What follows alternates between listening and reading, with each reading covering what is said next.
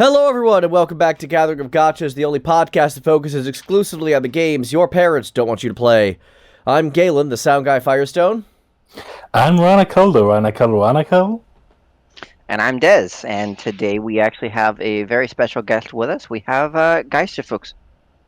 Hello, happy to be here. Hello Geister, thank you so much for joining us.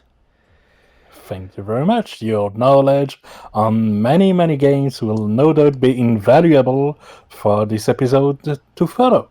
For sure. And we have a wider selection than usual to talk about today, so let's go ahead and dive right on into it. We're going to start with our usual, and that's FFBE, and there's a lot to talk about with FFBE. Yes, boy. Indeed. There's a lot to talk about, starting with the FF10-2 event. That's right after the FF10 event. I'm super happy that FFBE especially likes going to like weirder characters and spin-offs in games. I talked about this a little bit last week. Just seeing them actually acknowledge 10-2 and making these characters decent makes me happy.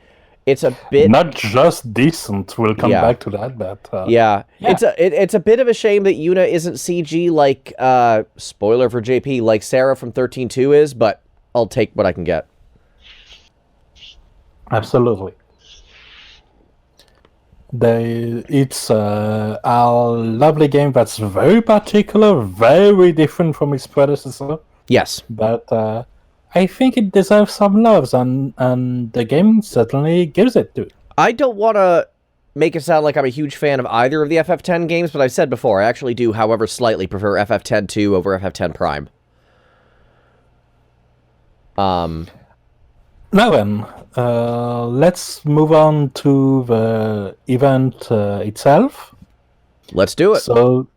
So since the last week's event for FF10 is still running and still eating all of your stamina, and since there's a still castle that's still running, it's a pretty short event because it's an exploration event where they did things a bit differently. Okay, please explain.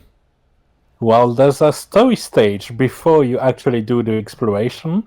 Exploration is more costly in stamina, and it actually draws some parallel between the main trio of FF10-2 and another trio of girls from the game, namely Sakura, Fina, and Lid. So it's a pretty fun way to do things. Okay, I dig it.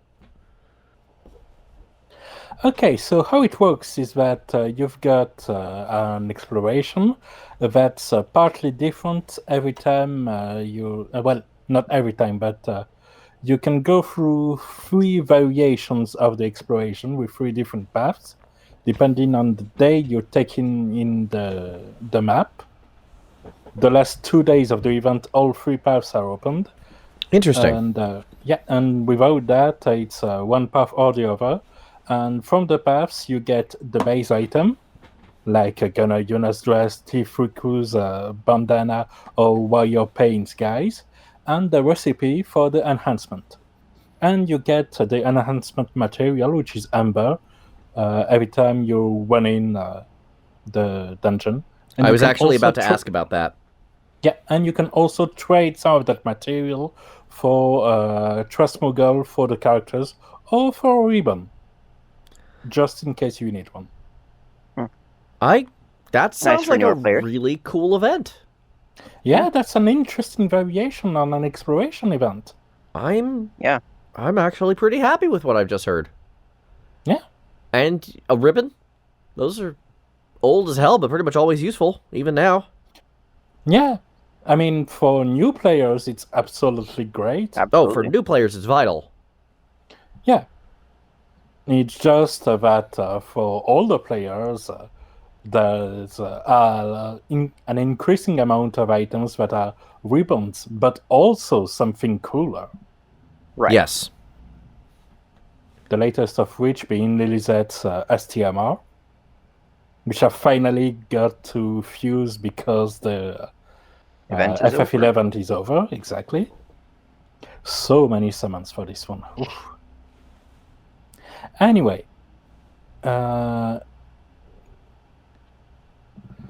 So the event is pretty interesting in itself as far as the units go. So of course we have nothing but the 3 units, Yuna, Rikku, and Paine. We have the same dual type of banners that seems to become the norm, where you can get a 25k with at the end the ability to summon for the unit you want, or an 12k 3 steps banner that eventually gives you the ability to 7-star a unit. And there's only one or the other, right? You can't do both banners. You can do both banners if you have enough lapis. Okay. The only real limitations is that you can only do 1 lap of the first banner, the 25k. Okay. And I think it is 12 or 16 laps of the 12k. Also of note... That's a lot of laps. Yeah, also of note, for the 12k banner, which is the most random one, you, as usual, get a ticket when you do 4 of those steps, so a full lap and then 1 step, where you get a 7-star guaranteed with an increased % chance to have a unit on banner. It's generally 20%. For this event, it's 30% because it's a banner shared between 3 units. Right. Makes So sense. they're up in the on-banner rates for that. Sensible. Yeah. Now, tell me about the units themselves, because I hear they are quite good. Yes, so Yuna, she's the only one, I believe, that's been upgraded for global. Nice. Upgrades are nice. We like upgrades. Very much so. Starting with her items, the TMR is 40% attack and 50% light and dark resist. The resistance with some attack tacked on it is really solid. As for the STMR, it's a gun with a lot of attack. 178 attack and 50% attack increased, and some MP refresh for good measure. Sounds solid. That sounds very good. option. Is it elemental? No, it's not. That sounds excellent. Indeed. A great variation for instance, Edel, if you don't want to have Earth Element on her for specific fights. Yes. And it's good to have options. It is very good to have options. I will completely agree with that.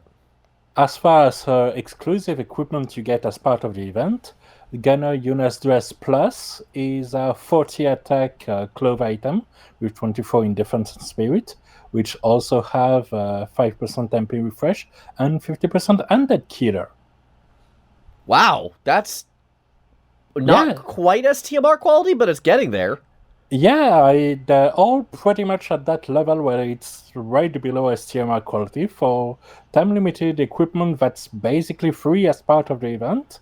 That's very solid if you got the units. This seems like an excellent, excellent, excellent thing for new players, this particular group. Very much so. Okay. Now, as far as the unit herself, her kit, she's absolute mirror of equity chaining mainly. Okay, so that's still ongoing, even though we are in the realm of Stardust Ray these days. Exactly. And she has the ability to imbue herself with the 4 FF10 elements, so fire, ice, lightning, and water. Thematically appropriate, I approve. She's got some raw damage, some combo, a triple cast. Overall, a pretty straightforward classic kit, I'd say, with not a lot of abilities. I mean, she has like 10 of them, and 4 are the same ability with different elements. Okay, so she's kind of a one-button character, which isn't necessarily a bad thing on a damage dealer. Yeah, her main variation is that she has a cooldown that recharges every 3 turn and starting for the 3rd turn of combat. That is an increased modifier, and that does big damage. Okay. And then there's her limit break, which is very good for supporting as a character that's mainly DPS, because it's 5 turn, 80% HP auto-revive on all allies, on top of some big damage. Oh, nice. All right. Yeah, so I see they're keeping to her as being at least, a little bit of a token healer with that LB. Yeah, but I mean that was true of her in FF10 too as a game as well. Like they converted her from the healer summoner to a straight up gunslinger. Right. So that's in character and consistent with the games themselves. I appreciate it. Plus, you don't have to do QTEs to pull out a big DPS. Yes. So that's nice. That is very nice. I actually forgot that was a mechanic until you told me that. That quick trigger. Oh, yeah. That worked so well on Squall and so badly on her. Yeah.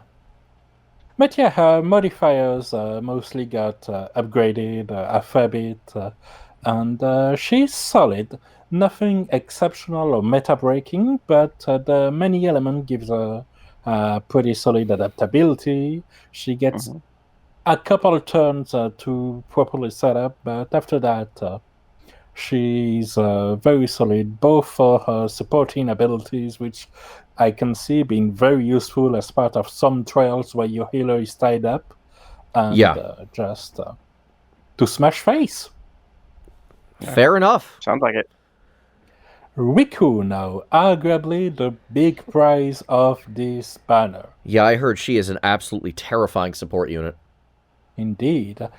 So, to start with items as well, Fairy Earrings is an accessory with 30 defense and spirit, resistance to poison, sleep, silence, and confuse. Okay. Not a full ribbon, but 3 of the biggest contender for annoying status ailments. Yeah, it definitely sounds like it's in the right, definitely sounds like it's doing the right thing there. Yeah, and 30% lightning protection. So I certainly wouldn't chase her for her TMR, but it's nice to have, especially on a support-ish character. Her STMR is HP and attack 30%, 30 more % if you're equipped with a dagger, and increased LB gauge 6 per turn, which is huge. Yeah. So if you need somebody to cough up the LB in a very consistent manner, that's a very good one to have. Yeah. As far as her item go, I mentioned before that there's most of the annoying status elements that are covered by her TMR, and the item covers the 2 big ones that remain, which are Null, Paralyze, and Petrify. Okay. On top of that, this hat gives 200 max HP, 100 MP, a few defense, 28, and Guts. Not a great Guts, because it only triggers 50% of the time, but I mean, better than nothing. Is better than no Guts, exactly. Yeah, that's actually really cool. And it's not like there's a lot of Guts on hat slots, so... No, that's also in that not quite a CMR level, but very good slot. Yeah, very solid. As far as her and for a support goes, unit like her, where raw stats other than HP and MP aren't really that vital, that's actually really useful for her in particular. Exactly. Like, it's a very thought out item. Yeah, no, I completely agree. I like that a lot. Very cool. Yeah. And as far as the Guts isn't something you want to count on, but it's a nice little bonus there. Yeah. Anyway. I'm more looking at the HP, MP, and the fixing the issue with her TMR. Like, clearly it's meant to be used in concert with her TMR. Exactly. Right.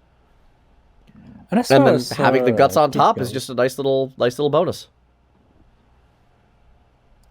As far as her kit goes, she's mostly a breaker. She does have some useful damage, mostly in the... Well, only in the Absolute Mirror of Equity Chain family too. Which makes sense, because that's Eunice, and they're the team. Exactly. She has some support, Lightning Resist and Lightning Imbue for all allies on a cooldown. Some LB support, some MP Refresh also on a cooldown. Okay. But mostly she has on-demand 75% attack magic or defense spirit breaks, which is already pretty solid, especially since she can dual cast those. So do a full breaks to all enemies for 4 turns, 75%. Nice. That is very nice. 5% is a really good break. Yeah. Yeah. And in case that's somehow not enough, she has 80% full breaks for 4 turn on her turn 1 cooldown and on her LB. Okay. How long does her turn 1 cooldown take to recharge? It takes 8 turns to recharge. But Okay, it also so if you're sets alternating with the LB, it's still going to be full uptime. Exactly. I mean, you theoretically, you fire only her are LB. going to want to use it first turn anyway. Yeah, not necessarily, because on top of the stat break, there's also a full party revive. Well, auto revive.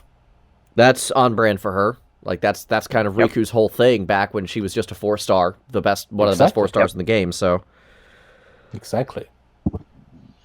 So very solid as well. Yeah, I like what I'm hearing. More than solid. She's basically the best breaker in the game. Not the most intense, because I believe CG Lead and Edgar can do 4% higher breaks, but certainly not with that level of consistency. No. Right. No, Edgar takes a ton of setup, and I still have no idea how Lid works, because I don't think I ever pulled her when I was still playing. Same, pretty much. So... yeah, she is very much the high praise of this banner. Go Rikku. Yeah, no, that's cool. Way to come back from 4-star ignominy. Ignominy? Ignominy? I don't know how to pronounce that word, now that I think about it. Okay, let's go move with on. obsolescence instead. So then we have Paine. Does she live up to her name? Depends on how you think who receives the pain.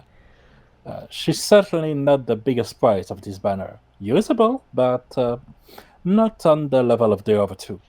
Fair enough. Does she eat bread, though? What? No. Okay. Fair enough. I think that was a pun on pain, sounding like pain, which is bread in French. It was an attempt. A bad one. All right, I'm just going to wipe this whole conversation from my brain. Let's talk about the actual character, not bad bread puns.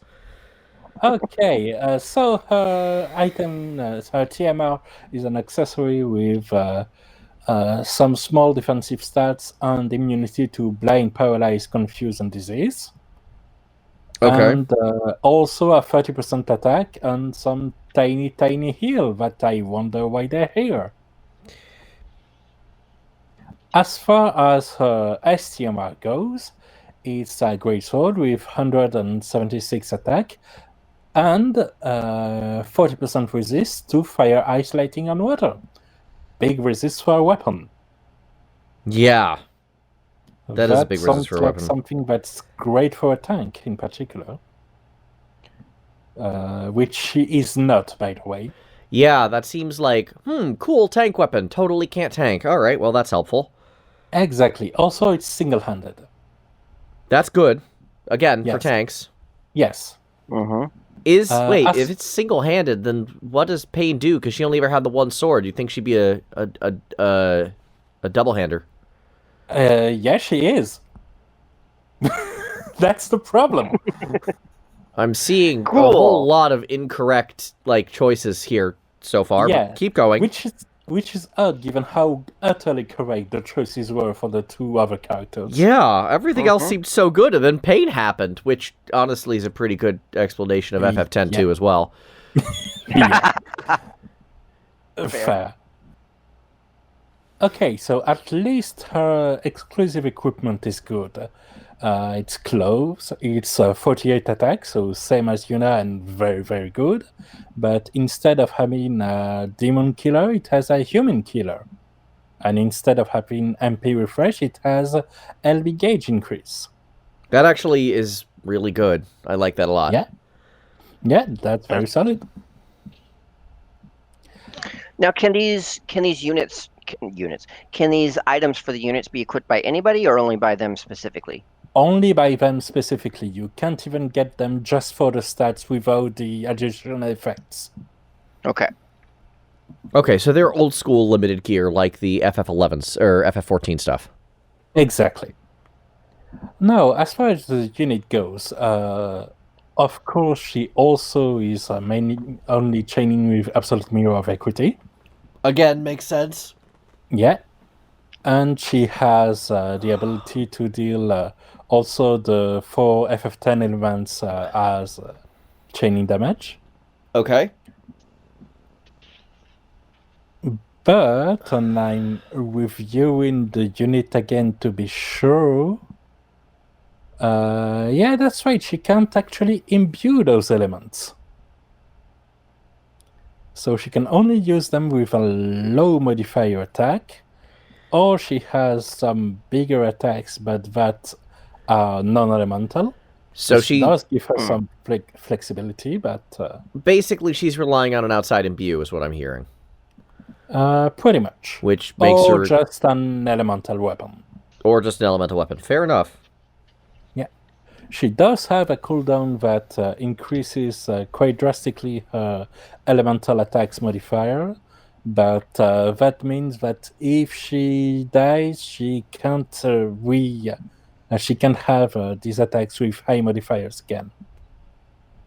So that's just a one-time use cooldown? It's once every 6 just turns. Okay. And you imbue for 5 turns.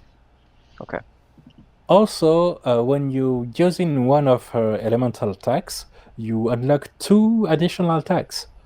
One is Demai Sword, which increased modifier for her other attack, which is Excalibur, which is a light elemental attack, also chaining with Absolute Mirror of Equity. Okay. But her main attack, the one with the biggest modifier, is just non-elemental and unlock right from the start. So she's a bit convoluted for no payoff whatsoever. Yeah. Yeah, she seems a little... I think her... Underwhelming? I think her main trick is that her LB gives 150% human killer, which is a great buff for Xon to steal and put on a better unit.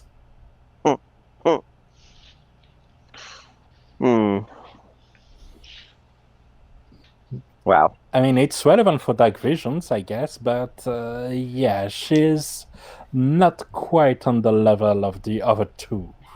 Sorry, Paine. Sounds like it. Yeah. Seems like she definitely could have used a little bit more love than they gave her in FFBE. But I guess she's probably a less popular character than the other 2. Correct. Like, generally speaking, so, you know, that's probably why maybe she didn't get quite as much love as she maybe should have. It looks like she's the Hein of this banner, not quite on that level, and she's a main party member, but not exactly the one you're happy to pull. Which, of course, means that on random daily pulls, she's the one that I got. Of course. All right. Now then, I believe we can move on to the next topic. Steel Castle, it's there. No change. Okay. Yay! Let's move on. We know Steel yeah. Castle. I've complained about it enough. Yeah. So let's move on to daily tasks, which have been modified. Apparently, we got some new dailies. Some new dailies, some old dailies, and new rewards from all of those. Okay, so let's talk about the new rewards first, because I would like to hear Yes. what the heck the point of this is. Okay, so instead of having like a tiny gil snapper you sell for 10,000 gils or 30 stamina refresh or that kind of rewards, now you just have a one single type of rewards, which is daily coin. Daily And coin. and you can trade in those coins. You get between 1 and 3 per daily to the new daily exchange shop, wherein you can trade them for unlimited amount of metal miniature family and gill snappers, the good ones, Right. and some other items in a limited amount, like 1% TMR Muggles and EX tickets. Now, the old dailies gave you a little bit of lapis as well. Is there any way to do that now? Yes, you still have the fact where when you complete a certain amount of daily, you get the 50 lapis. Except now it's not 5, it's 7. But you get more of those dailies per day. But you don't get the 5 to 10 lapis that you get from the daily directly. But the daily of the weekend on the second tier, instead of giving a 1% Magallan, it gives an additional 50% lapis. So it's an equivalent An additional trading. 50% or an additional 50? And an additional 50. Okay. The percent just slipped right through. So yeah, it's a bit of a whole thing that generally should leave your lapis amount pretty similar. Okay. And as far as the daily tasks themselves are, it's mostly the same. Send gifts to favor your friends, do missions in the world, but some of them have 2 tiers of sorts. Like you can get, spend I don't know 40 stamina and spend 70 stamina in the same day. Okay. So Arknights has some similar stuff like that too. Yeah. Where the dailies kind of stack, and you get a higher tier after you do some of them. Yeah. So on average, it's a complex way that ultimately kind of streamlines the system somehow. I actually do appreciate that. Yeah. And it gives more money in the end, which is a resource that can be pretty tight, especially since one of the announcements in the Exvius update video that's coming up. So money is good. Money is good, I guess. All right. The in-game money, that is. Gil. Let's... In this case. So yeah, when it comes to other news, Shinryu is there. Finally. Cool. He's been delayed a lot.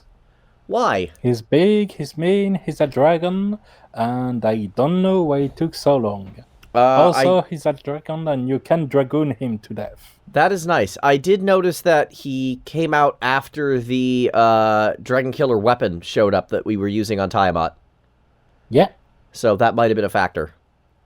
Yeah, possibly. So when I was thinking it's either for one or for the other, maybe it was for both. True. Okay. But aside from that, I haven't really heard any echo about it. I haven't heard that he's that much of a pain, but I haven't challenged it myself yet, so I can't really report on it. How, what's the reward? What's the reward? I know there's an accessory that gives some defensive stats and 40% in free resistances. Okay, so old school tank gear. Yeah, the free resistances being ice, lightning, and water. There's an active ability, which is useless. Okay. And there's a very good passive, which is a materia, that is, which is 30% LB damage and 50% light resistance. Okay, that's pretty neat. Extra LB damage with some defense on the side never hurt. Yeah, Yeah. that all sounds Like good to me. resistance in this case. Yeah, especially since we get into the point where units can get both their true dual wield or true double hand and their attack capped. So having that spiller for utility on top of the LB damage to push their attack even further, it's good. Especially with how many CG units are coming out, and with their LBs being what they are. Oh, that just makes a lot of sense. Let me tell you, in Steel Castle, this is great. I am not thinking anymore about what enemy I am fighting. I just throw moons at everyone. No resources, just moons. Dunk, dunk, dunk. I mean, that's very fair. Yeah. It's great. Thank you, Shantoto. Now then, we also have had the visit of a very special bundle. Right. It was 10,000 lapis. So, available for free-to-play players. As long as they stocked up a little or still had some missions to clear. Yep. Gave 2 10+1 tickets that give 4-star or better, which was for me a great way to get 22 yellow units. 2 5-star EX tickets. Nice. And the big prize is our first appearance of the Omniprism, which, as its name implies, allows you to 7-star any unit of your choice. And which is amazing. Really strong. Yes. It's basically the equivalent of some Select Summon tickets that you can use on any unit you want, no matter when it's out, Yep. no matter if it's limited or not, and you absolutely should use it on a limited unit that is really good and that you really like. Yeah, the ability to 7-star a limited unit that you just whoever you choose, and even if they're not in the select summon pool, that's really strong. Exactly. Like for instance, I can get Bahamut tier now if I want, because I have an Angrim in my unit, a single one. So now I can Omniprism him and STMR Moogle him and enjoy my STMR for a limited unit I pulled a year ago or so. Yeah, is Bahamut tier still as high tier as it used to be? It's relevant, but it's not good enough given the units I'm using to who aren't doing that. Sorry, Angrim. The fact that the option is there, though, is absolutely incredible. Exactly. Like, it makes limited banners much less of a gamble. Yeah, much more tolerable. I've been saying from basically the beginning this was a quality of life improvement they needed, and I'm glad it's finally here. I was happy when it came to Japan, and we got it early in a very reasonable bundle. We got it at a perfect timing as well, and if they pull out an Omniprism bundle before every limited collab event, even just the collab, not even the seasonal events, I would be very happy. With the anniversary coming up, I wouldn't be surprised if they, had an Omniprism reward in there at some point. Yeah, that's fair. I can finally 7-star my Lenneth. Congrats. So now let's talk about the elephant in the room, which is the Exvius update video, whose biggest announcement was indeed a collaboration. It sounds like your soul exited your body. More like I'm trying to suppress rage, and I'm trying to let that out of my body. Okay, so I'll take it.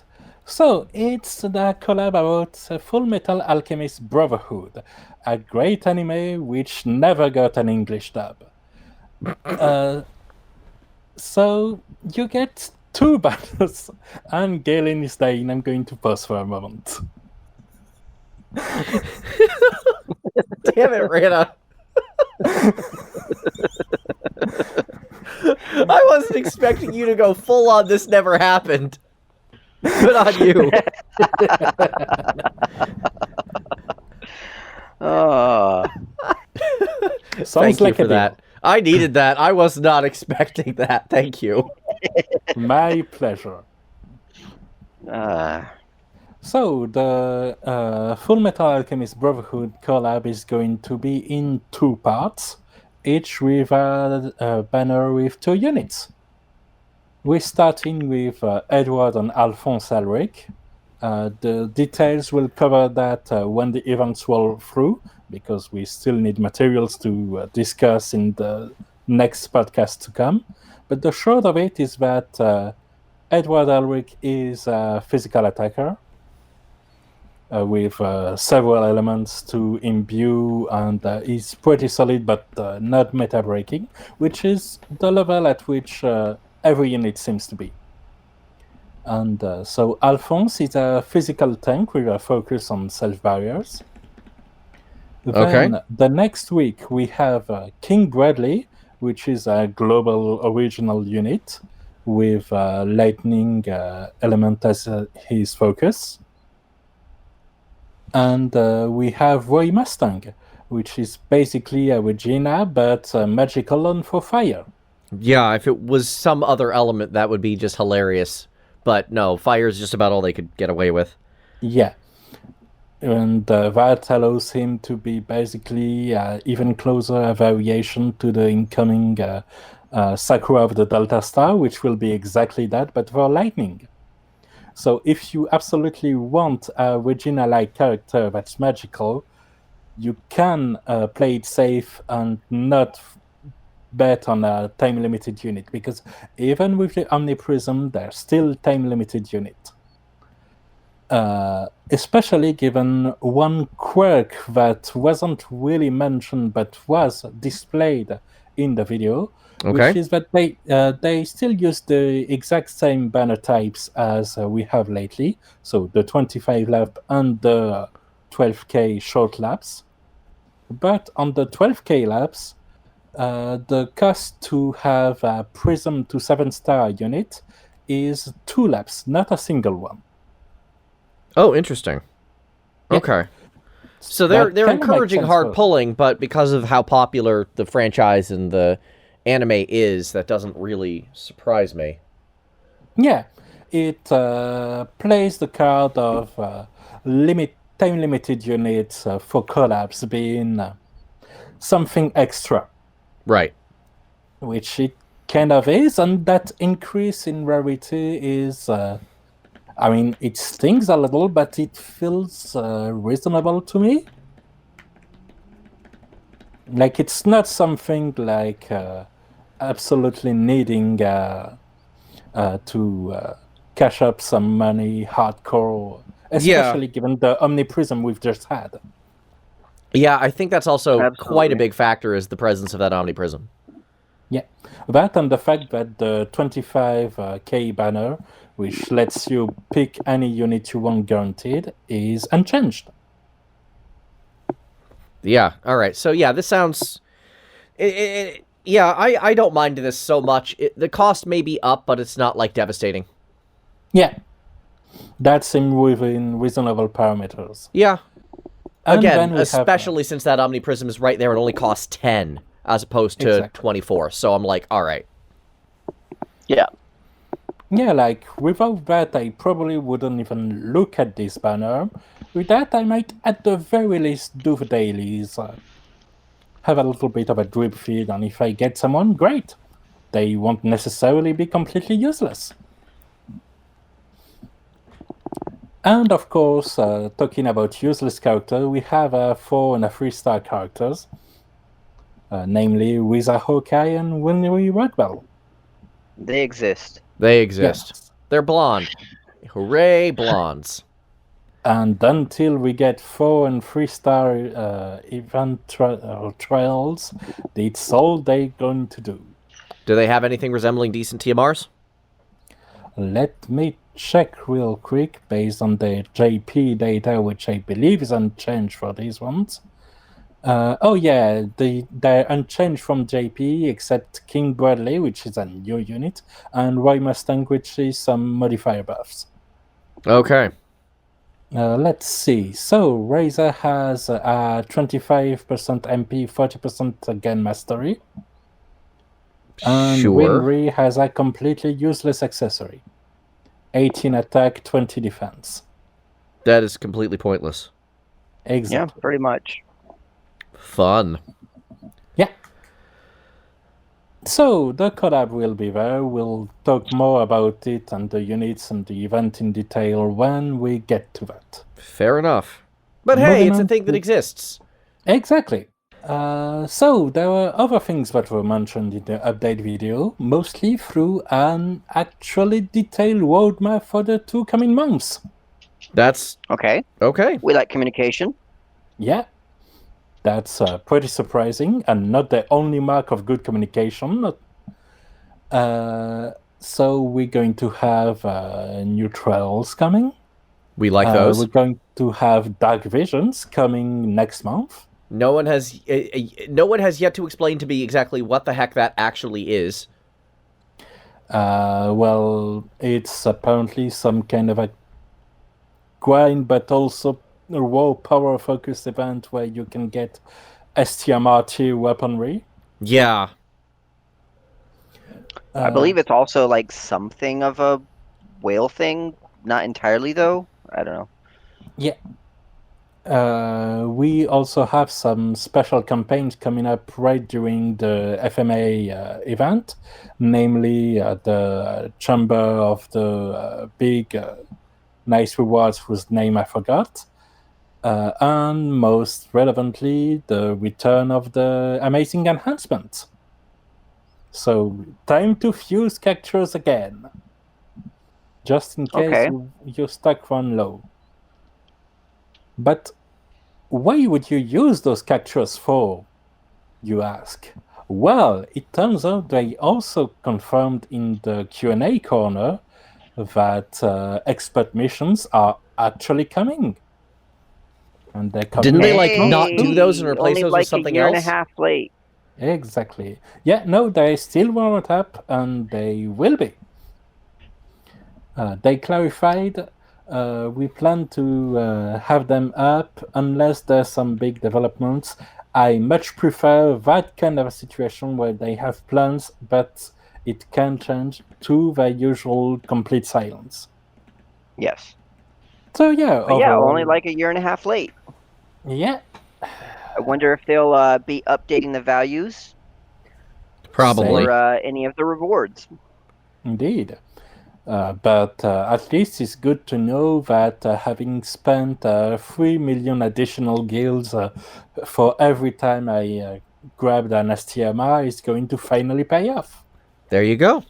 Now then, the fact is that it's not the only Final Fantasy Brevius related game we're going to talk about very soon. Yeah, turns out War of the Visions exists. It's going to exist. Actually, no. I think it exists as of recording today. Yeah, you can download the app, but you can can't download it. play It'll it be yet. available to play tomorrow. Okay.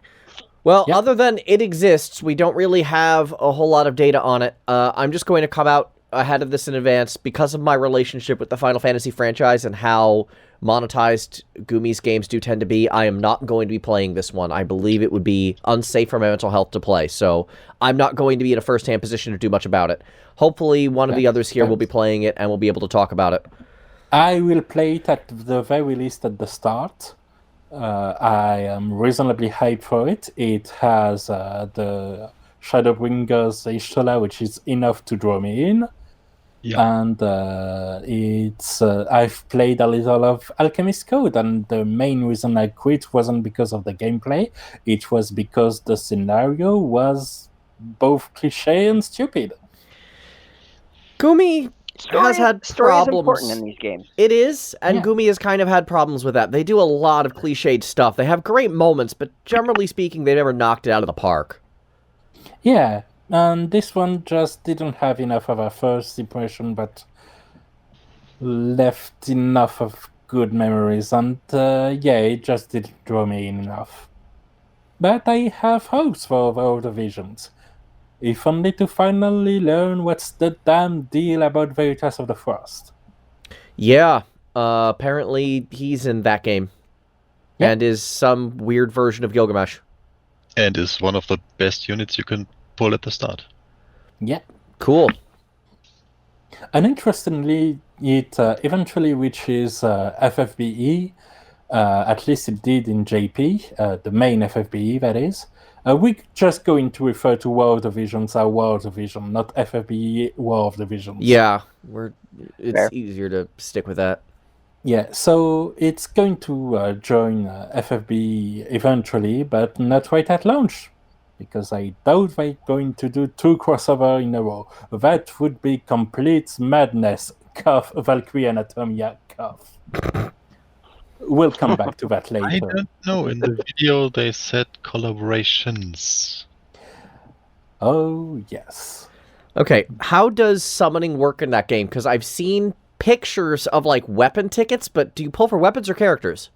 You pull for 2 things, I think, in the one and same gacha, which is characters and cards, which provide individual buffs and party-wide buffs. And the summons, they come from the vision cards. Oh, okay. All right, cool. So it's split between those cards and the units. I think that's kind of how it works with... wait, what's the name of the game again? Very nice sprite work. Last Claudia. Got it. But if we're going to talk about other games, we might as well talk about some that are relevant these days. Say 7 Deadly Sins. How about that? So, we brought on Geister in no small part for specifically this topic, because I don't think any of us plays it. So, tell us what's going on with that game, please. So, 7 Deadly Sins, as the name easily tells, is the gacha version of the 7 Deadly Sins anime series. Yep. And it's actually really that. It has the exact same story. If you have never watched the anime, you can just play the game. You get the same story plus side quest content. Oh, interesting. So it Okay. represents that this way. That's And it has interesting. arguably better animation quality than the show. Okay, yeah. Funny, but yeah, there are some moments in the story where there's little feeling of, oh, I think something is missing here, because something that happened in the show was not transitioned that well, I feel.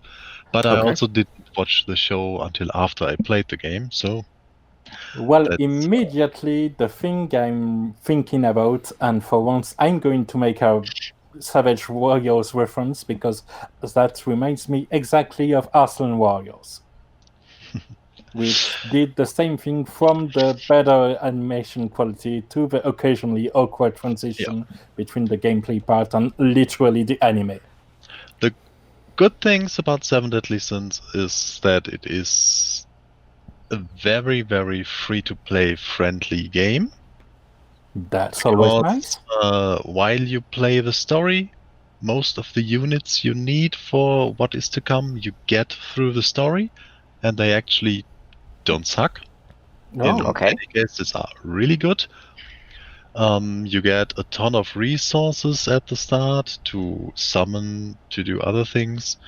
You get from the login rewards every week, you get at least one, what would be the equivalent to a 5-star ticket per week. Wow. Oh, wow. You get from PvP and other things enough gems to do at least one, if you're really successful, 2 11 pulls a week. So Okay. you can pull often, you can get good stuff depending on the gacha gods. And every time you summon, you get a unit. There's nothing else you summon in the main summon but units. They are separated into rare, super rare, and super, super rare, the usual thing nowadays. Indeed. Rare does not mean the unit is useless. There are some rare Oh. units which you really need, and on the other way around, you can get rather useless SSRs, but there's at least some part where you can use them usually. If you get a dupe of a unit, you get a unit coin. The unit coin can either be used to level up the ultimate ability of the character, or to spend in the coin shop. I see, so it works as both a pity function to get the units you want, or as a way to focus on a single unit. Yes. You get the silver gacha coins for the rare units, the golden gacha coins for the SR units, and the platinum gacha coins for the SSR units. And Sense? eventually you can buy in the coin shop the SSR you want. They from a certain pool, they are on a rotation.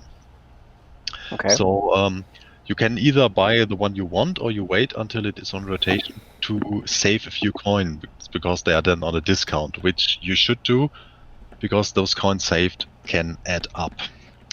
There is Sure. also an equipment gacha in the game for in-game currency, for money, for gold. Oh, okay. Oh, But you interesting. don't really need it unless you're going hard for a certain thing, because you can just farm the equipment very, very easily.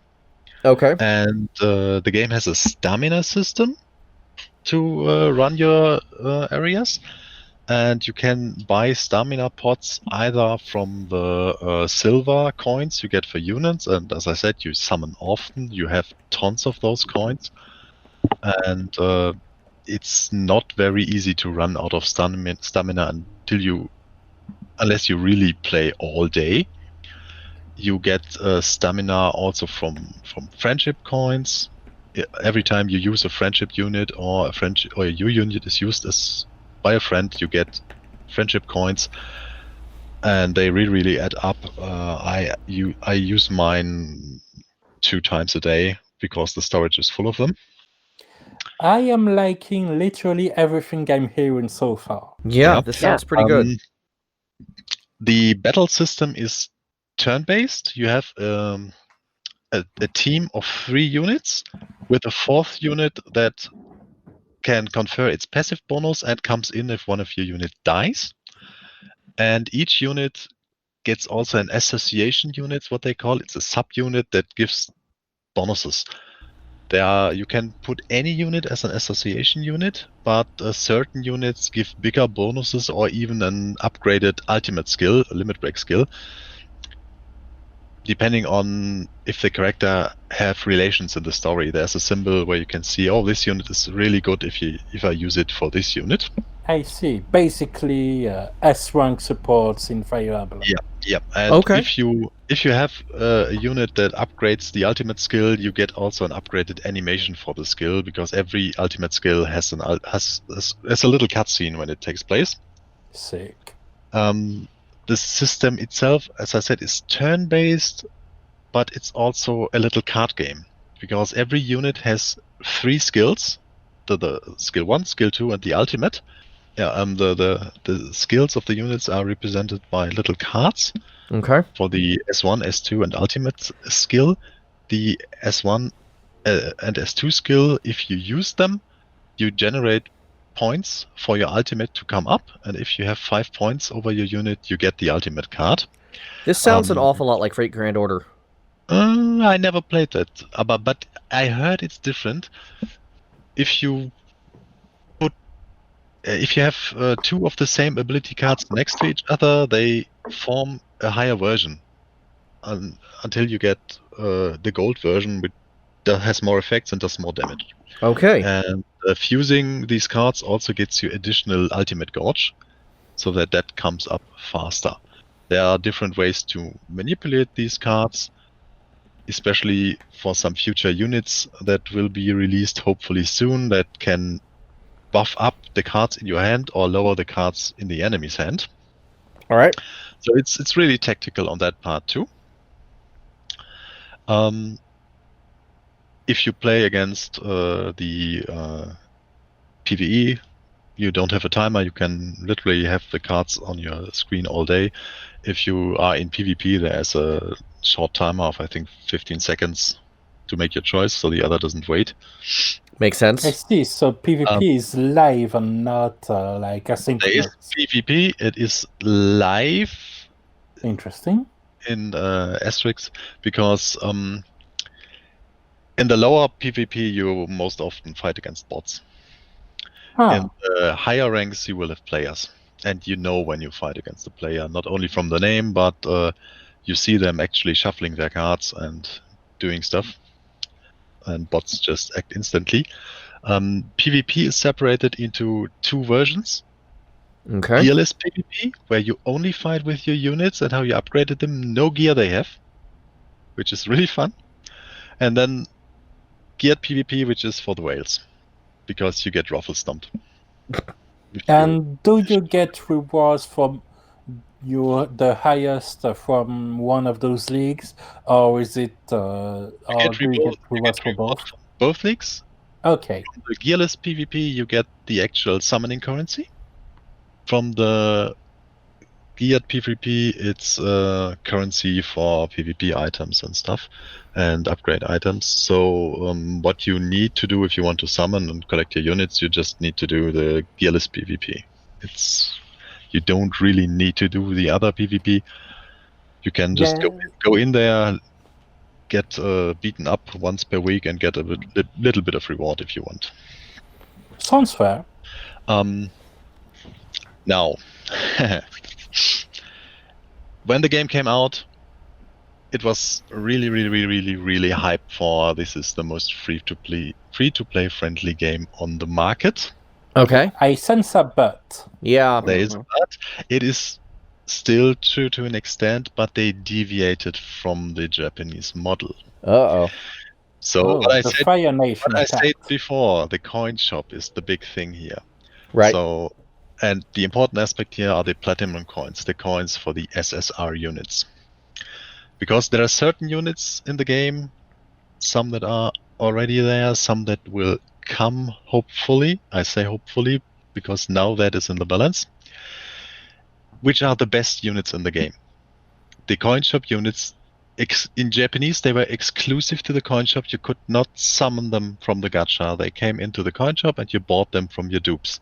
And they are, to date, the best units in the game. Okay. Because they do things that no other units do, or they do things that are so good that in any content, PvE, PvP, whatever, it's the best option. Okay. And so the top tier. The first coin shop unit that was released in Japan was a version of Ban, one of the 7 Deadly Sin characters. Okay. Which is a really OP PvP unit, because he steals the opponent's attack and defense stats and adds them to himself to just, if he is not controlled, kill. The first thing that happened in Global is that there was a banner for him, which did not happen in Japan. So you could summon him with your gems. Okay, but so far that sounds like a great additional option. So far it sounds like a great additional option, yes. And the banner was there, and on the banner they said, well, once this is over, he will go into the normal rotation for summoning, like any other banner before that. Now, this morning, they changed that. They said that was a translation mistake, and he will not go in the normal rotation, he will not go into the coin shop, and he may or may not appear in the future. Oh boy. Whoa. There were many people that did not summon on the banner because they had enough platinum coins. They said, I will buy him on Wednesday when he goes in the coin shop. And so now he's not going into the coin shop. So they essentially turned a top tier, freely available unit as long as you threw enough duplicates at him, and they turned that into a time limited unit. Yes, and without really a warning, because for the last 6 days, the banner stated he would go into the normal gacha, not the coin shop. There was nothing said about coin shop with already worried people. But they said he will go in the normal rotation. You can summon him anytime by random chance. And then they removed that and said, oh, it was a translation error. That In is what language That does sounds like a bait and switch. that Yeah. translate? That doesn't sound like a mistranslation. That sounds like they had a plan going into it, and then some executive changed it. Yeah, probably. And Ooh, not happy. it smells like global players spend more, so let them spend more. Yeah. Because they also have things that they didn't have in Japan. They have, for every release, they have packs where you can instantly max the unit No. with items. It's just a time saver because you can farm all of that, but they're there. Yeah.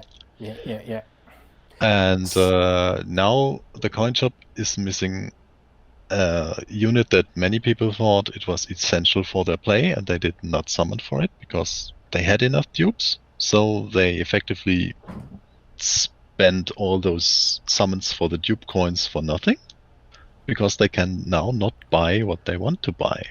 Well, that And is... if that is true for the future units as well, the best free-to-play might be not true. Yes, indeed. Because Wow. before you could keep up with most of the power that comes from the units by just getting it from the coin shop. Eventually, because you could just do your 11 summon every week, your SSR every week, get the coins, eventually buy the unit, power it up. Now that is in the stars. Yeah, and that just puts a jeopardy not only for the unit itself, but for every banner that's to come. Basically, that puts the shadow of global, regional, terrible changes like a Damocles sword hanging overhead. Yeah, that is... Yeah. So now you Yeah. don't know, do I need to summon each time one of these banners comes? And they're Because not it will even go in like the they're not coin shop even under the normal rotation. Or can I Yeah. just play at my own pace? and they're not even being very clear on it, because originally they even said, hey, this person is going to be going into at least a normal rotation and you can summon them at any time. And now they're changing that to have it be a limited unit, and they don't even seem to be going into that shop. So it's like they're like the info on whether or not that unit was going to be available changed like last second. Yeah, it's a big dampener on an already a little bit damaged mood, because they also had a reward for 7,700,777 downloads or something last week, and the reward global got was not as good as the Japan reward. So people were already a little bit miffed, but not hard miffed. But this today was Yeah, different. That's the kind of things a community should start screaming about. Mm-hmm. And we're happy to provide you with the place to do so, because that is a very legitimate complaint. Yeah. I would Yeah. say that the game is still very free to play from the systems they have, but That was it some... smells like the company is probing what they can do to the market to make more money. Yeah, definitely sounds that way. Yeah. Yeah. So They're like, what now. licenses can we take to, squeeze a little bit more moolah? And Seven Deadly Sins is a big anime name, so it drew in many people globally.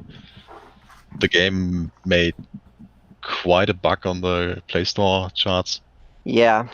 So yeah, right now it's a big question mark. Yeah. And with good reason. Yeah, that is a bit frightening. I'm not ever really all that thrilled when something like that comes about, when a big change like that occurs. Yeah. It sounds like it's still free to play friendly, but Now it does there's put question marks on It's how already free-to-play friendly it is going to be compared to the original version. it's already a divide now in PvP because there are people who did not get this new ban. I had the luck to get him really fast with just some free-to-play summons. I know of other people who spent like $600 did not get him. Oof. So not having this character in a PvP team is a big difference. Yeah. Yeah, that's messy, but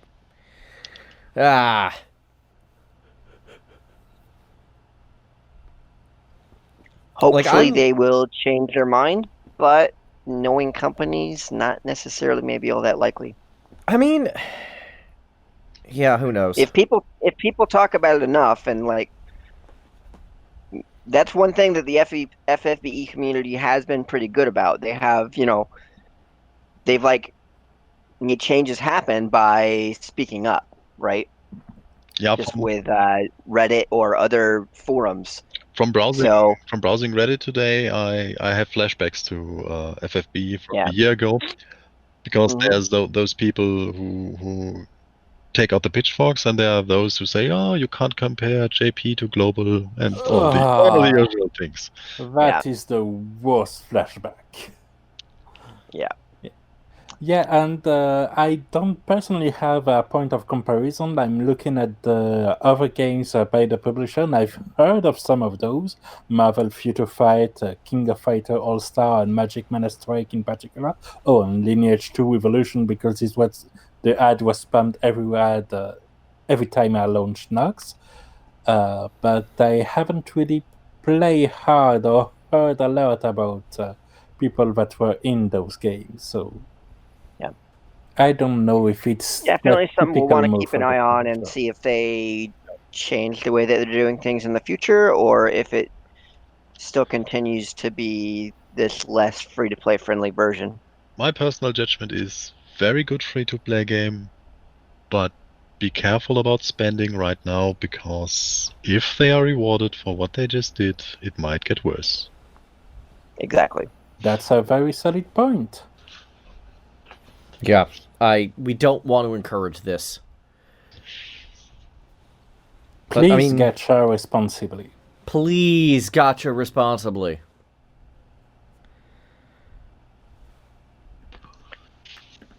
And it's And easy to with- spend much money in that game because there's a ton of packs and you don't need most of them.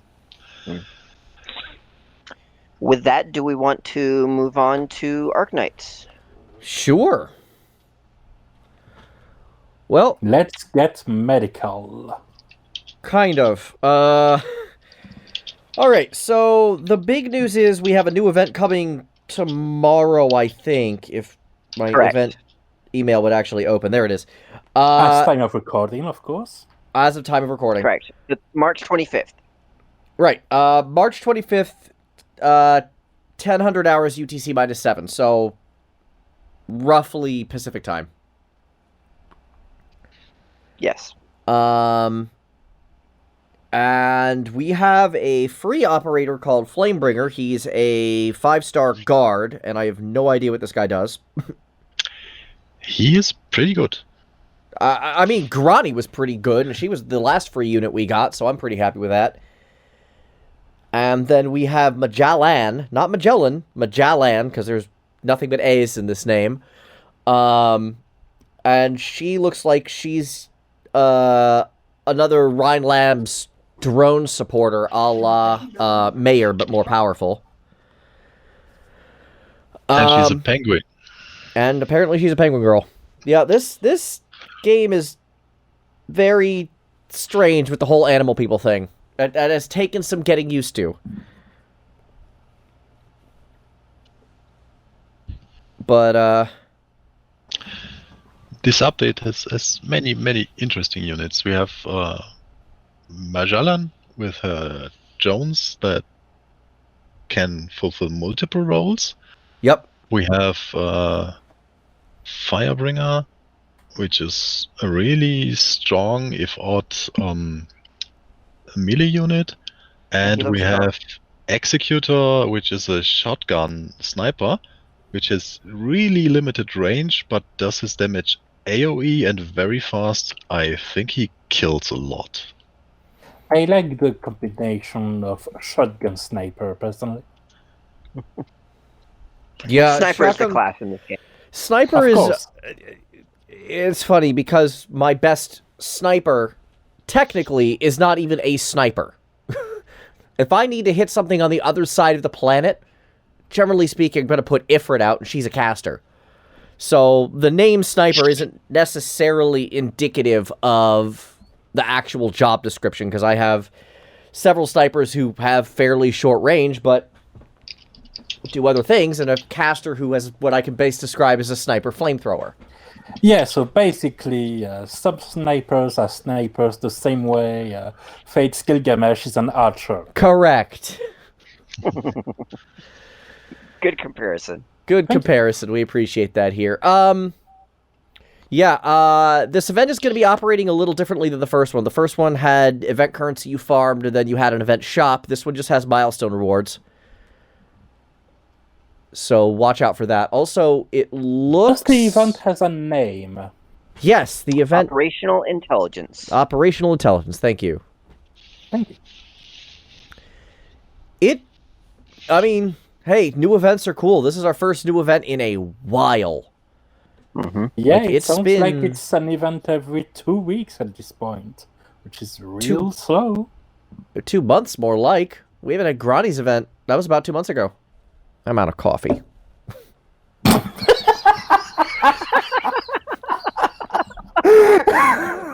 Oh boy. So this event is a little different. Grani's event, which was a couple months ago, was a currency farm event where you had a shop. This one does have event tokens. You get them on a 1-to-1 sanity to coin ratio, so it literally doesn't matter which stage you play. And then once you reach 1600, you have gotten all of the milestone rewards. So this one you only play through until you finished. You don't have a shop you need to clear out like Grani's event. So basically, you could have just stay on the very first easy stage and spammed it for much longer. Theoretically, yes. Mhm. That would Okay. take forever, but yes. Well, I mean, you're gonna be using the same amount of stamina or sanity either way, so it'll take more real time. Yeah. But like you're gonna be using the same amount of your energy in game either way. Interesting. Yeah. The rewards aren't as generous, largely because that shop was ridiculous in Yes. Grani's event.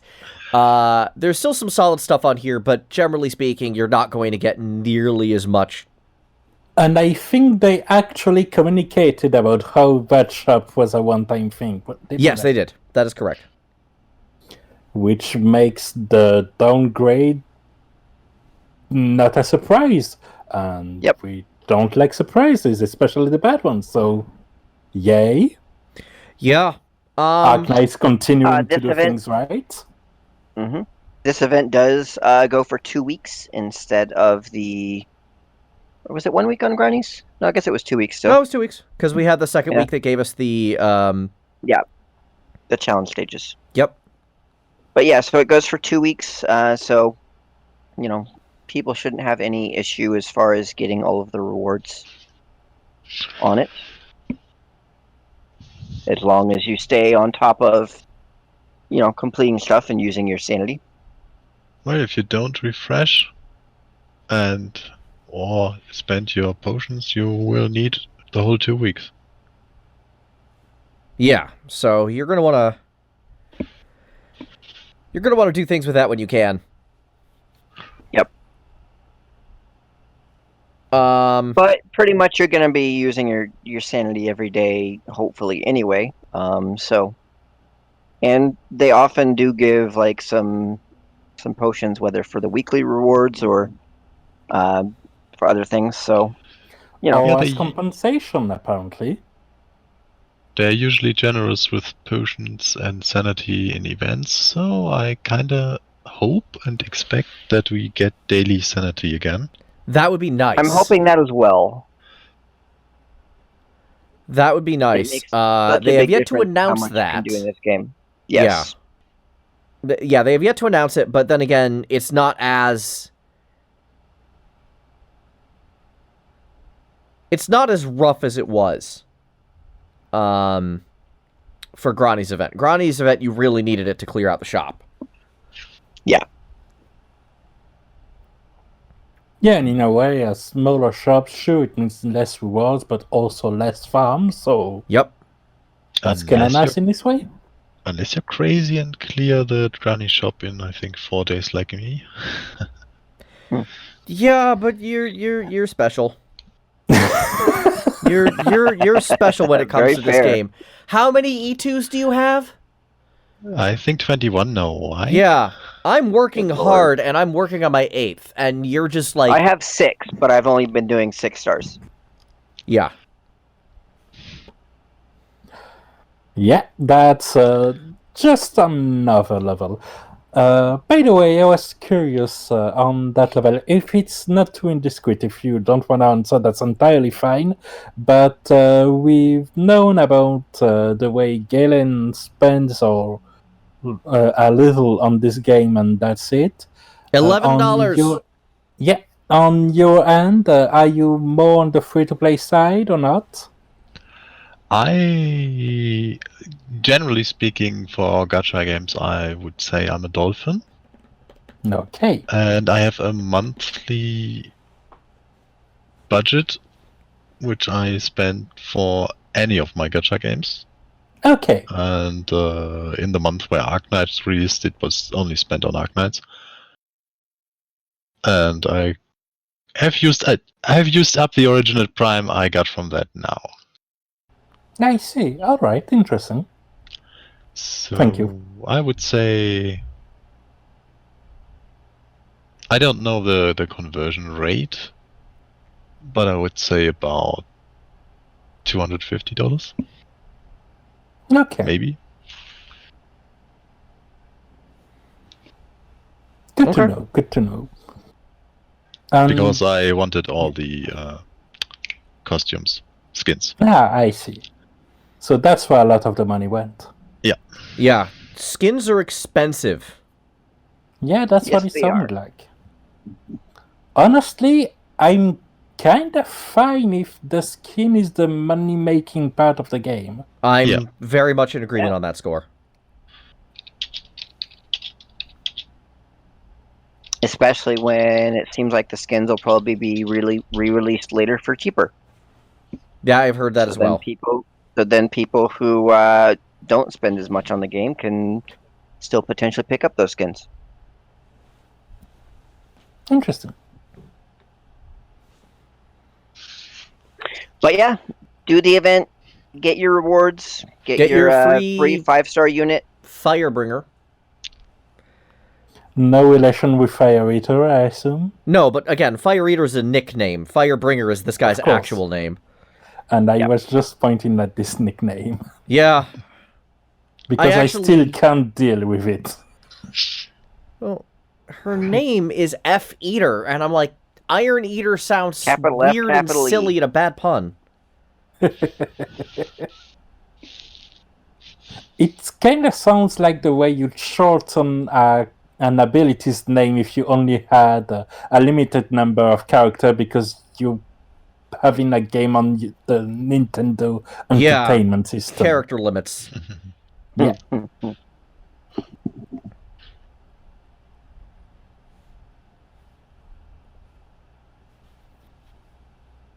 Oh, they also had they did have a server hiccup today, Yes. and they did release a very quick compensation. They gave And- 500 Arundum and 50 sanity. Yeah, the And, Arundum the is game wasn't even down for that lesser long. currency, and I put that in deep quotation marks. I think it was for the comparatively little hiccup they had. I think the game Yeah. was unreachable for some persons. some people, including me, for 2 hours about. Yeah. And 500 around them is what you get from the weekly quest. So it's pretty generous. Very strong. Yeah. A 10 pull costs 6,000, though very rarely are 10 pulls things that you should actually be doing. The game really encourages one at a time. And they also gave 50 sanity, which is 5 hours worth. Yeah. So, yeah, so far, like, again, like, all right, we screwed up here, have compensation. A lot of it. Okay, cool, conversation over. Nice playing, thanks, Basically. bye. Yeah. Yet another check on the whole Arknights is doing things right list. Exactly. Precisely. No complaints here. Really love this game. I say that every week, and every week it's true. I really love this game. I hope it stays that way for as long as possible, because no gacha is eternal, but No. may this one's golden age last as long as possible. I would love that. I would love that. Yep. And with that, do we want to move on to Valkyrie Anatomia, where things are possibly less than the golden age? I mean, want is a big word, but I think we're going to. Yeah, I think we kind of have Very to. fair. So, Rana, what can we rage about today? Let me tell you about Project Tokyo Doll, as part of the Doll Song event. Sure. It's a game that doesn't have a global version, and whose only presence I found in the West was a news Twitter account that ceased activity in October 2017. So, of course, given the prestige of the game that the collaboration is part of, we have the full gamut. We have the change in the main menu background, in the main menu music, the actual story event with additional sprites on top of the full unit release, the special weapons with special skin, alternate costumes for multiple characters, and so on. And yes, I'm a bit jealous, because that's right after the Nier Automata event, which was a complete rush job. Yeah, it sounds that way. And I mean, I don't claim to know how collabs are chosen or what are the costs involved. I know that Project Tokyo Dolls was Square Enix property, is. I can already imagine the reunion where people looked at the existing collabs that were in the game in JP. There's Berserk, there's Bayonetta, there's Magic Knight Rayheart, Slayers, 2 even for Slayers, one of which has a reactualized unit. There's the Attack on Titan, the State of Zelia, the 7 Deadly Sins. Oh, wait, hold on. Did you just say Tales of Xillia? Yes, I did. Milga is in the game in JP. Great. And they have the 7 Deadly Sins collab. You know, I think that's very current given the release of the game, but now, look. Let's be serious here. That big Project Tokyo Dolls money is where it's at. So let's rush the Nier Automata collab if we have to. Who cares about Nier Automata anyway? It's like anyone has figures, or anyone likes this game, or if it's any popular. Yeah, It's not like all anyone has about- figures or anything. Like, that would just be silly. Exactly. Invisible way of showing my 2 machine life forms. It's all about those idols fighting monsters. Apparently. And it doesn't help also that I really dislike idols in general. I'm actually very much with you there. I find the whole business to be very, Slimy. yeah, it's not great. Yeah. But let's focus on the event itself for now. So, standard event with a vault, you unlock chests to get your rewards. Nothing we haven't seen before. We have bonus currency to buy either the items or the keys to unlock those chests from Yuki, which is the unit you get from the gacha, and also randomly from Scholar Mistina, which was part of the Workout Keeper collab. Sure. Fine. You also have 9 costumes, which are the idol outfits for Lenef and Melfina, which you get for free, as well as others. The 7 others you get from pity tickets. meaning that you have to pull if you want to dress up Lucia, Silmeria, Shiho, Ingrid, Gloria, Alice, or Rist. Okay. So, not great on that front too, because, I don't really like the idea of having the costumes lag behind this kind of paywall, but at least it's not like that time where Lenef was behind the paywall while the other non-free Valkyries were the free ones. Anyway, as part of the event's plot itself, I'll give you the short version. Sure. They arrive in this world, the summonable characters as well as two others, which as weak and thus can't fight right now for mysterious and unexplained reasons. And Marge stumble upon them, and then they start talking about idle things, and moe, and banana-based comedy routines. It ends in Valhalla, and then two of the Einherjars basically kidnap the kids because they want to learn more about how wonderful idols are and how they heal every heart and whatever. Honestly, the only part that made me smile in the event is how Lenef completely no-sells everything about it. Thank God someone At here least is having we some have sense. that. Yes. At least they didn't taint Lenef, and to be fair, Marge sounds like the kind of girl that would get excited over this kind of things. Fair. And also the main motivation to return to their original world is that in Valhalla there aren't any video games. So, yay? Yay. Anyway. It's relatable. Yeah, and as far as the unit goes, so it's Yuki. She's an archer, or more accurately, a mage that uses guns that count as bow because all of her attacks are magical. Okay. Dark Elemental. Her skills are damage, crits, more damage. Thank you very much. So, and as far as the power level goes, basically they having a stable threshold ever since Awakened Lenef was released, and she's in that area as well as the next unit I'm going to talk about as part of the other event. Yeah, it seems like overall the game works in thresholds rather than in really incremental power increases. So, moving on quickly, we have the end of the journey, which is part of the Covenant of the Plume storyline. Okay. This sounds much more reasonable already. Exactly. And last we left, we had Wilfred that decided maybe Aelif hadn't his best interest at heart after all. I'm shocked. And that for once he could try and do the right thing and follow Lenef, work for her a bit, and judge for himself if she's that horrible, heartless, murderous divinity he believed her to be.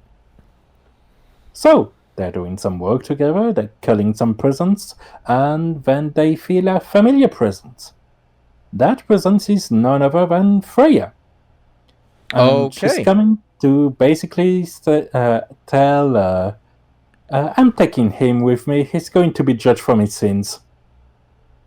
Which she has authority to do, because she's not the Freya from a random world, she's the Freya from Covenant of the Plumes world. But of course, this Lenef, which is Valkyrie Anatomia's Lenef, mentions that she'd much rather continue her current work, do the judging here, decide that he's changed as of late, which is true, and yeah, overall the plot is trans-dimensional Nordic goddess jurisdiction disputes.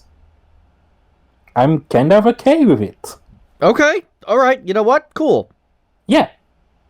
I'm up for Law and Order Valhalla. But of course things get complicated when Aelif decides to join the party.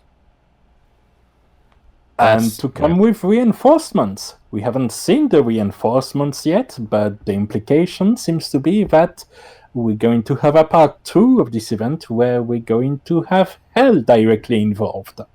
Ooh, all right. Now, if I'm not mistaken, you could actually fight a version of Hell in Covenant, right? On one of the routes? Yeah, I think it was only in one of the endings. Yeah, I think it was in the one where basically this is what happens, where Wilfred walks away from his revenge plot and things go weird. Meaning that it makes sense even on a meta level. Yeah. I like it. I'm for it. I am for it. So, as far as the units go, we have Goddess of Victory Freya as the summonable unit, which is a light elemental swordswoman, because she's summoning sword, again Gilgamesh style. I guess that's the second time he comes up now. Fate Gilgamesh. Yeah, I got that. Yeah. Lots of attacks, increased status element resistance, which is always nice, and a pretty long attack string, and very shiny Purify attack, and nothing too out of the extraordinary for her. But yeah, that's it for Valkyrie Anatomia. A couple of events properly spaced. Thank you very much. Because that's end of the journey event only started today as time of recording. Yeah, end of the journey, and there's going to be a part 2. End of nothing. Yes. It's not ending. Nothing is ending. Yeah. It's the beginning of the end. Possibly. It'd be interesting if they did actually end one of the event stories and actually just put a fork in it and move on. Yeah, I mean, that's kind of what I did with Lizard, actually. Actually, you're right. That's true. Yeah. But there's another thing that's ended quite recently, and that's the doubt about the uneasy situation of where the hell was Sinoalis going. So yes. Let's move on to West. So, last year, it's been a long time. Last year, at the last second, they stopped the release of Sinoalis Global, largely... To say the last second, but of course that's an exaggeration, but that was literally 2 days before the planned launch. So yeah, it was right... That's an appropriate image. Yeah, it was right there. And they actually... Yeah, they've said something about the localization not being up to their standards. Yeah, and we have since actually gained some new information on that. However, rumored, I don't want to say rumored, basically someone claiming to be from the Sinoalis localization team said, yes, it was localization, but it wasn't the reason you think. It wasn't story quality. It was literally the fact that everything was a garbled mess and we didn't know what correlated to what, because the information Japan gave us was just bad. It was just piles of spreadsheets with no real thing. Ooh. Having worked in Hollywood and having worked on a couple of games, I can say that this is very believable. Programmers aren't as organized as you might think. Yeah, sounds like it.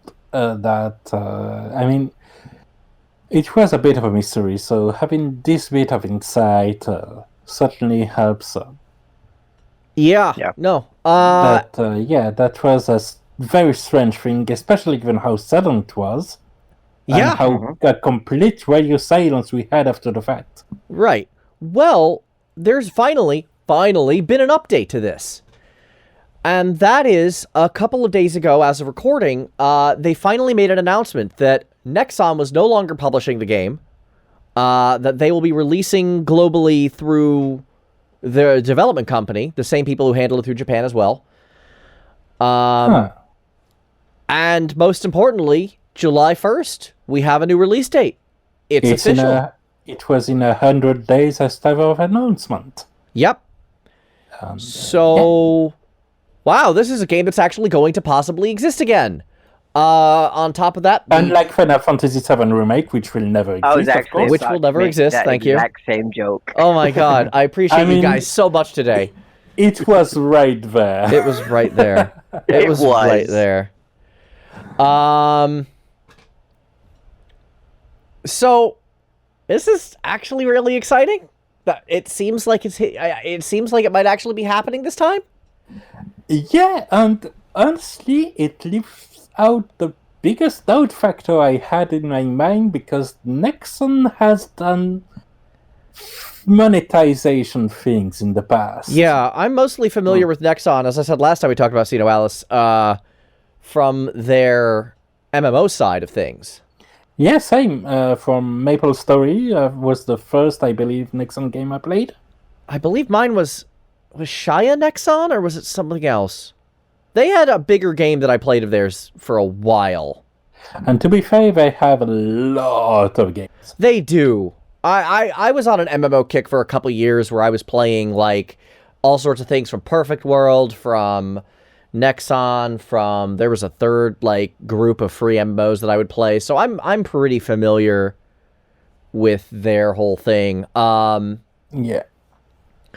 And this led to I will admit I was somewhat concerned knowing the quality that Nexon tended to bring to things, and generally feeling that they were unfamiliar with mobile games in general. That said, they seem to have bowed out of this one, and we talked about that major reorganization, and I would bet that had something to do with it. Yeah, I mean, changing publishers is one way to majorly reorganize things. Yeah. Mm-hmm.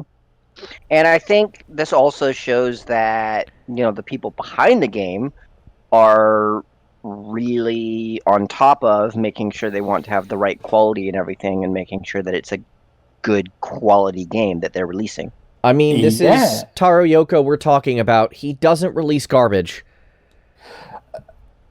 But it's good to note that, yes, in this case, yeah, he could have done it as well. Yeah, he could have done it as a bit of an afterthought, but that doesn't seem to be the case. In fact, it's from what I've gleaned, this whole the theme in general seems to be very much a bit of a passion project. Yeah.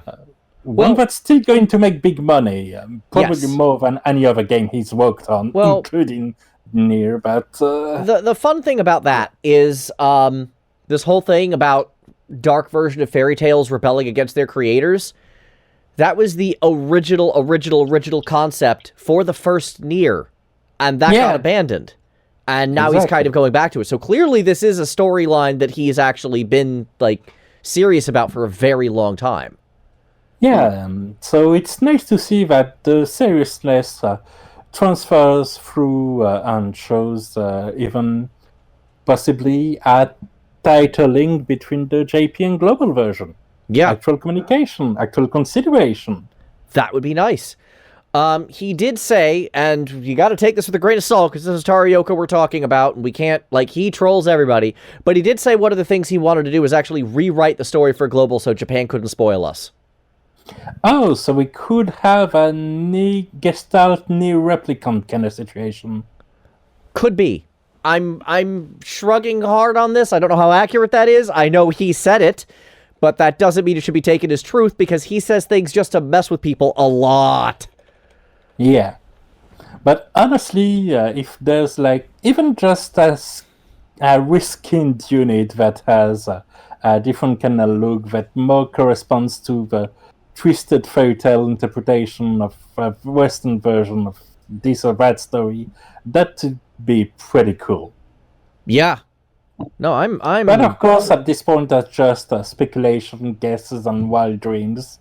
Yeah, I have to admit, I'm a lot more excited for this than I really expected that I would be. Yeah, honestly, I was kind of curious about the game, but not really actively looking forward to it. It would have definitely been a wait-and-see situation if it came out the way it was supposed to come out. Now I may be one of the early adopters as well. Looking forward to seeing you there. About it, just with all the stuff that's gone on behind it. Yeah. We shall see. Wouldn't hate and having... now all of that is clearly not a secret plot from viral marketing. Let's be realistic for a while. Thank you very much. That said, if Square wanted to pay us to gush about it, I don't think any of us would really have a problem with that. Hi, Square, please pay us to gush about stuff. Absolutely. Hard agree. We will shield your game. 100%. Yes, I like money. But only with the truth. Yeah, I'm not gonna lie. Yeah. I may, not say things, but not gonna lie. No, I'm. Welcome to Gathering of Gachas, where we talk about our disputable business practices and the others' undisputable business practices. Today, sell out this. No, I hope this turns out well, and I will be checking it out going forward. We will see. Exciting stuff. Yeah, it is. Yeah. It really is. I'm not going to pretend otherwise. Man, it'll feel weird having a second gacha to play again, assuming I do. I'm still very, very cautious about the whole, must be a losing strange control feeling. thing. Speaking of playing multiple gachas, Yeah, That we was have. a beautiful transition. and- That was A+, top quality. Congratulations. That's what I was really going for, and then someone interrupted me, and I lost my train of thought. And then, hi, That was Geister, Geister. let's talk about how many gachas you play. I don't think I have a fixed number because that varies depending on which I drop and which I try, but usually about 5 to 7 at a time. How?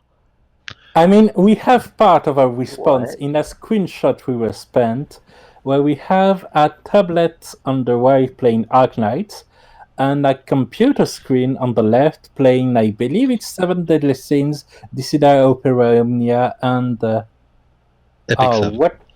Yes, Epic 7, that's the one. All I Oh, yeah. remember about this game is how one of the characters uncannily resembles Laswell. Yes, it's like Laswell in another world. You're right. And the world Geister, of you're a emulators makes madman. it easy to play multiple of these games. Right.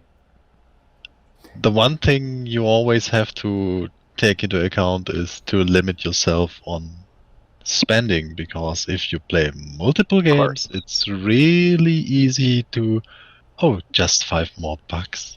Can A confirm. little bit of this and a little bit of that can add up real quick. Yes. And it also really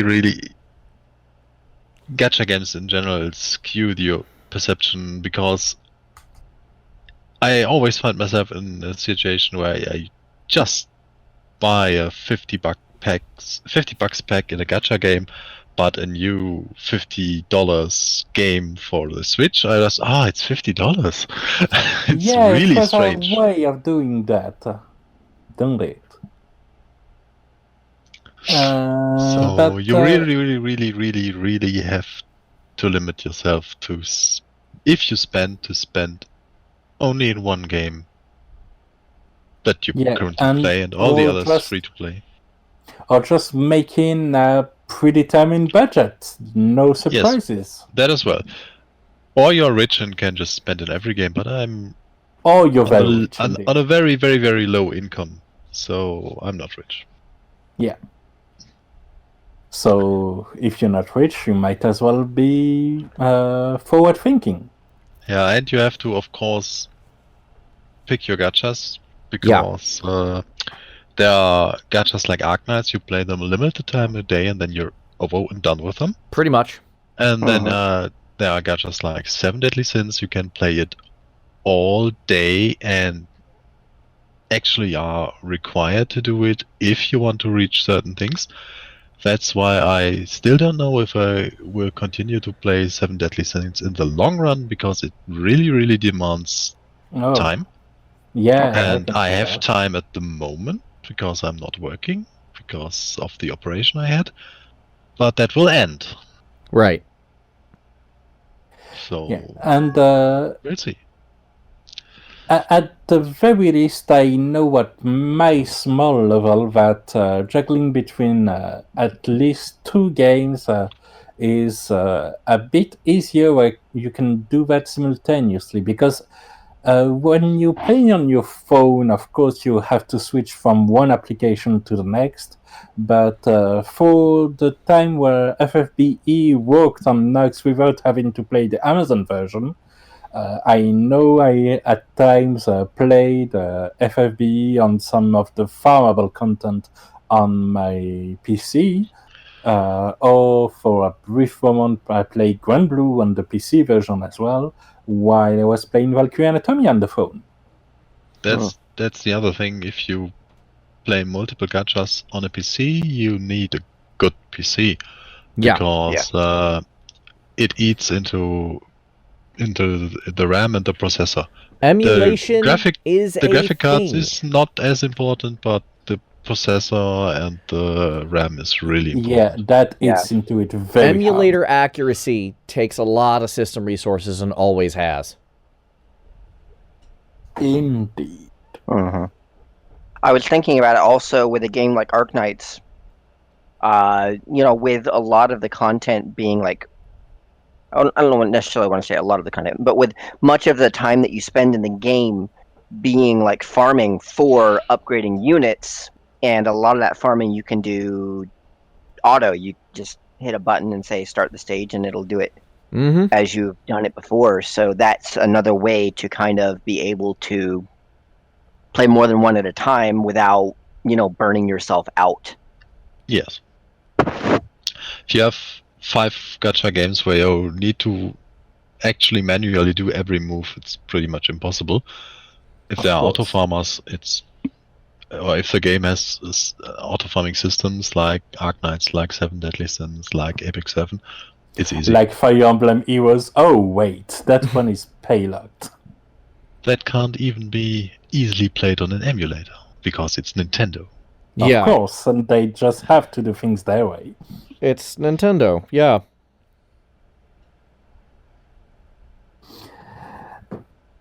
So yeah, it's a thing, but given how a lot of gacha games have basically 99% of the content that's farming, essentially, or otherwise content where you're not at any real risk of losing anything, is that a way to, by multiplying the games, multiplying the payoffs, the moments where you're doing actually hard content, a trial, or is it more about having a finger in every pudding pie, every collaboration, every content that looks nicely your way?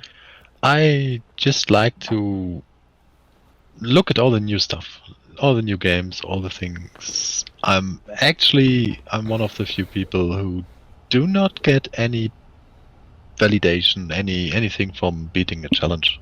I don't need that. That's why in FFBE I still don't have finished many of the trials, because they do not draw me in. I'm there for the story, I'm for the collecting of the heroes, for reaching goals I set myself, like E2ing units and Arknights. Right. I'm not about the challenge. I know many people are, but I'm not. Yeah, I think what that emphasizes is that even for a single game, there's several ways to play it. Yeah. Between those that are hardcore on the challenges and want to optimize everything, pursue the top tier units, and those that are just in for the story, and those that just want some essentially farming background noise while they focus on something else, whether it is another gacha or something else entirely. And I like to prove people wrong when they say this unit is garbage, you should not invest in it, I will max it.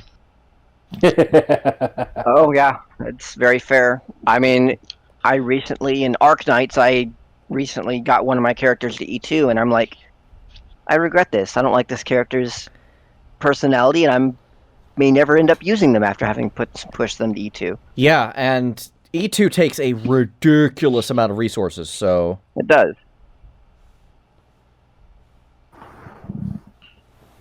So, does your special perspective on playing so many different games make you have a a more astute look on some of the real-time respect some of the games can have.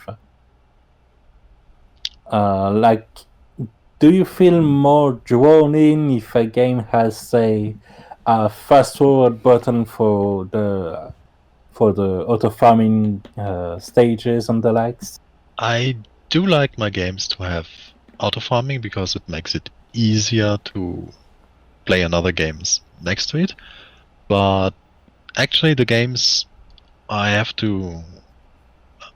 play for the longest time don't have auto farming, at least not auto farming without macros, because I don't use macros. It's Right. FFBE I play since I got a smartphone that can actually play it. So it must have been end of 2016, I think. And the CDR Opera Omnia, which you can auto farm with the right units and macros, but as I'm not using them, I'm playing it manually. But I'm playing it very casually. Like, if you see my account, you would not believe it's a day one account.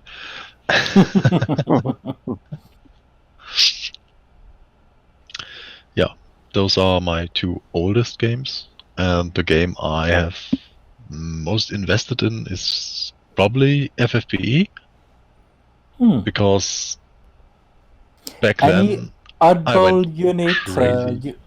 You said you're trained to make terrible units work. To paraphrase, of course. Any special close to your heart units in this game? It's hard in FFBE because you're limited. There are units who can never grow further than a certain star level. Yeah. And most of the games I've played don't have that. You can take a 3-star unit and just max it as far up as the other units. FFB, I would love to use many of the 3-star and 4-star units. Yeah, But me too, you can't. Gumi.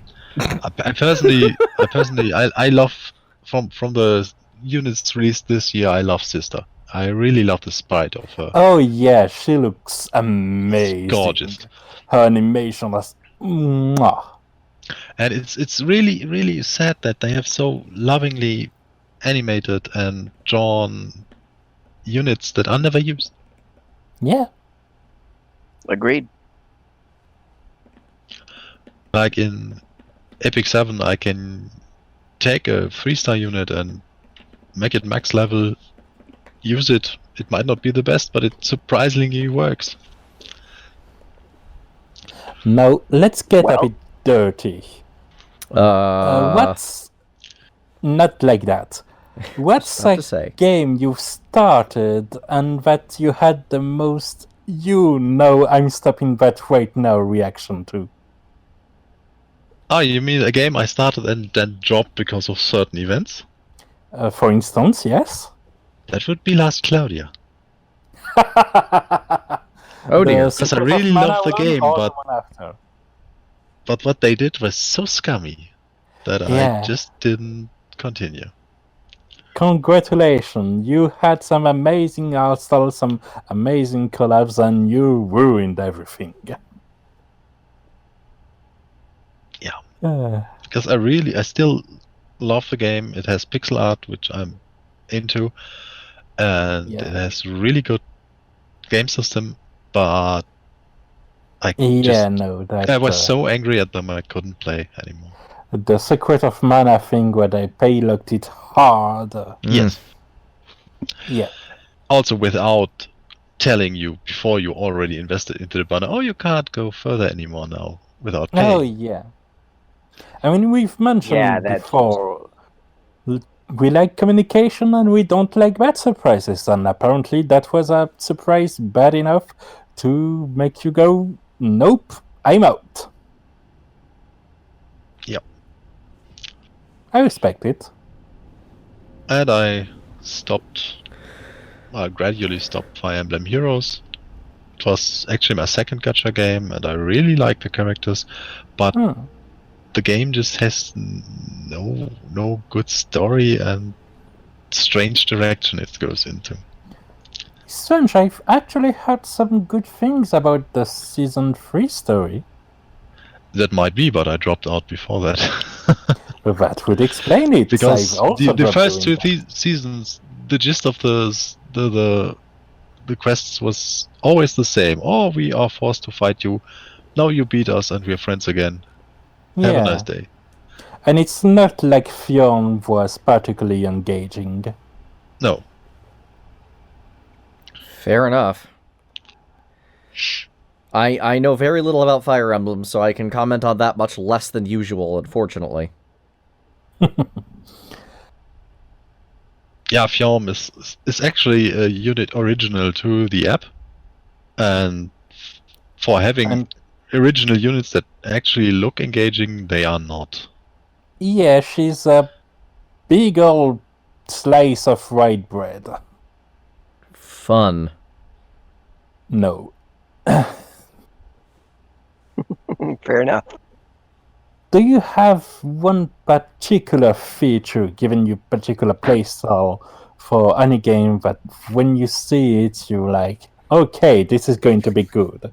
I'm thinking mostly quality of life, but...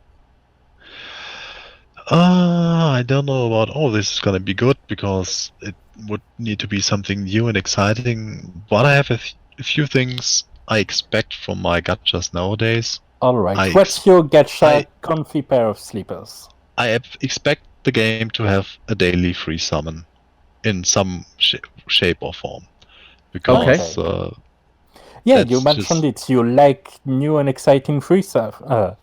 New and exciting stuff, and if it's free, all the better. Yeah, because it's in 2020, no company should require you to pay daily to summon just one unit, and we have that in Arknights with the recruits. You can spread it so that you have 1 or 2 each day, or do all 15 or what it is on the first day. That's right. I just remembered. There's the free 10 units daily summon that's going to come temporarily as part of the Defiance of Fate event in FFBE. Yeah, that's that too. 7 Deadly Sins also has a free daily summon. You have to watch an ad for it, but you can just let it run in the background. I'm still... Which is easier when you have 3 other games to focus on too. Yeah.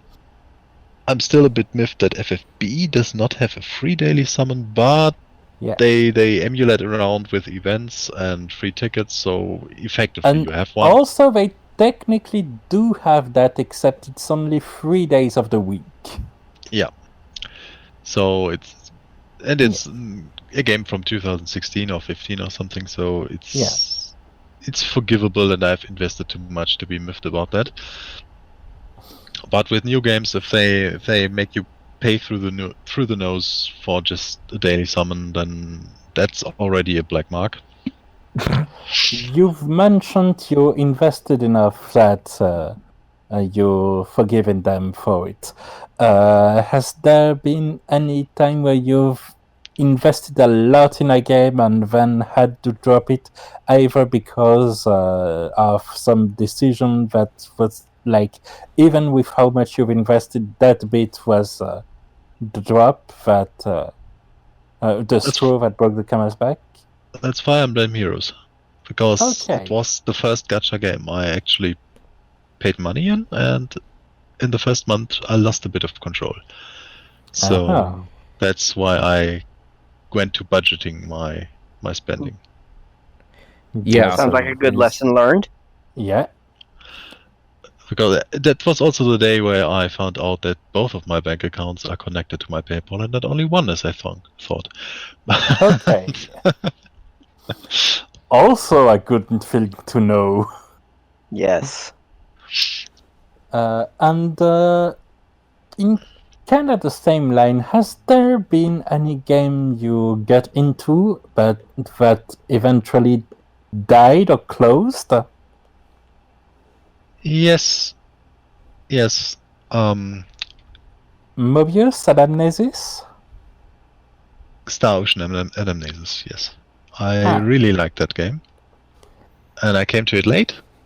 So I had about half a year of experiencing it. I was really sad when it closed. It had killer collabs and it was so very pretty. It was very pretty, but really, really, really liked it. But yeah, A common sadly, refrain was that the just- gameplay was fairly thin, however. It was perfect for playing when we were traveling the country, because even with a really, really bad mobile connection, I could still play Anamnesis. No, there you Ooh. go. Well, it does sound like a draw. But also, I did like pay $5 in that game, so if others did that too, I know why they closed. Yeah. Harsh but fair. Because they gave you so much free stuff you didn't need to pay. Unfortunately, we've talked about comparing Aegis to Arknights several times, and Aegis was a game that closed for that exact reason. I basically never pulled in that game because I never needed to. What Galen is trying to say is thank you for buying those costumes. Yes. Thank you.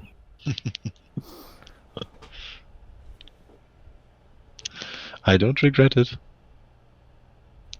And thank you, listeners, for listening to this episode of Gathering of Gachas.